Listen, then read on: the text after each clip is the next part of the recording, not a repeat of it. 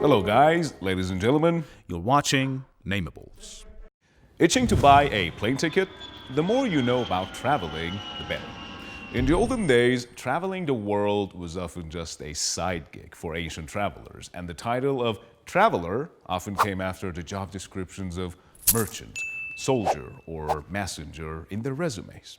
However, 14th century young Moroccan lawyer Abu Abdullah Muhammad ibn Battuta was one of the first who did not travel for business or warfare. While traveling has always been considered interesting, only few have the chance and the willpower to do so. Especially in the past, where modern modes of transportation did not exist, only a few managed to travel the world, and even fewer live to tell the tale.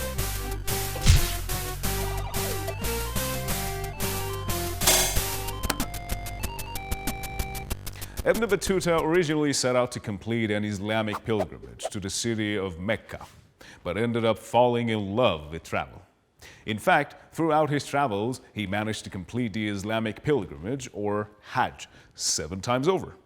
He ended up traveling 3 times further than Marco Polo and traveled across a grand total of 40 countries, including those in North Africa, Southern Europe, ancient Persia, Eurasia, and the Central Asia region.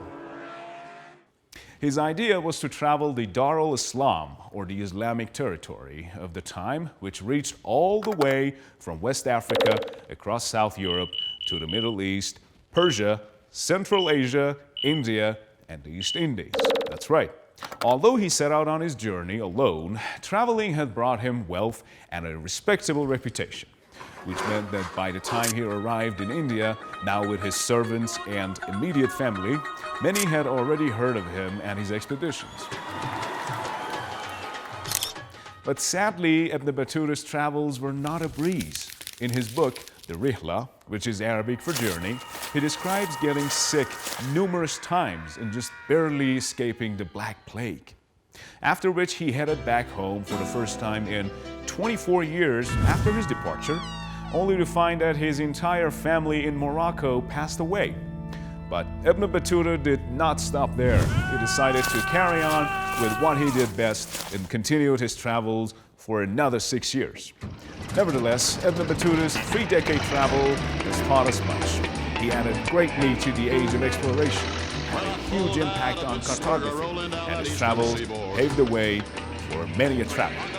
So next time you guys are stranded at the airport with no Wi-Fi connection, why not remember all the hardship that these ancient travelers went through?